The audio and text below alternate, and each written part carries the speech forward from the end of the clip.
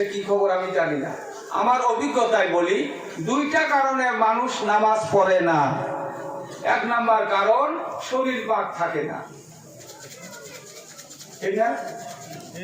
জিজ্ঞাসা করলেই কয় চাচা বাজারে গেছিলাম না, কাপড় ভালো না, তাই না? দুই নাম্বার, নামাজে এই জন্য যায় না, আমি তো কিচ্ছু জানি না, কি দিয়ে নামাজ আদায় করবো, আমার সূরাও জানা নাই, আমার দোয়া কুনুত জানা নাই, আমার আত্তাহিয়াতও জানা নাই, আমার দরুদ শরীফ জানা নাই, আমার দোয়া মাসুরা জানা নাই, আমি নামাজ পড়ো কি দিয়া? এই জন্য আল্লাহর বান্দা ভয় নিজের ভুলটা নিজে জানে, নামাজ পড়িয়া তো নামাজ হবেই না, এই জন্য আল্লাহর বান্দা নামাজে যায় না। ঠিক না কথাটা? বন্ধুগণ, এই যে আপনাদের মসজিদের ইমাম হাফিজ মৌলানা, এ নামাজ করে যখন বাইরে হয় জিজ্ঞাসা করেন, হাফিজ সাহেব আপনার নামাজ হয়েছে?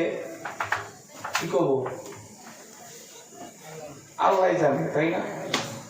আপনাদের বরপেটা টাউন মসজিদের ইমাম সাহেবকে জিজ্ঞাসা করেন, একই কথা বলবে।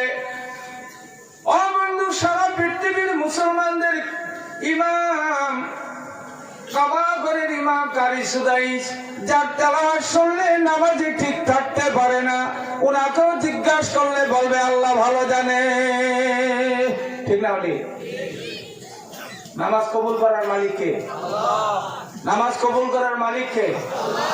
আজকে যুবকরা কথা বলবা ইনশাআল্লাহ, তোমরা কিচ্ছু জানো না, এটা ঠিক। নামাজের মধ্যে যখন হাত উত্তোলন করো, কি কয়ে হাত উত্তোলন করে? জোরে বলো একটু, আর একবার জোরে বলো, একটু মহব্বতে জোরে বলো। এটার মধ্যে ভুল হয়েছে, ভুল হয়েছে। 4 রাকাত নামাজের মধ্যে ও আল্লাহর বান্দা 28 বার আল্লাহু আকবার কইলা, কয়বার? সিজদা দেওয়ার পরে ফেরেশতারা জানায় দিলেন, আয় আল্লাহ, এই নাঙ্গল করে যুবকরা সিজদা দিল, কিচ্ছু কয় নাই, বুবার মতো খারাপ থাকলো, সিজদা করলো, কোন সূরাও পড়ে নাই, দরুদ শরীফও পড়ে নাই। আয় আল্লাহ, নামাজ তো হয় নাই, তাকে বেনামাজি লিখবো না নামাজি লিখবো?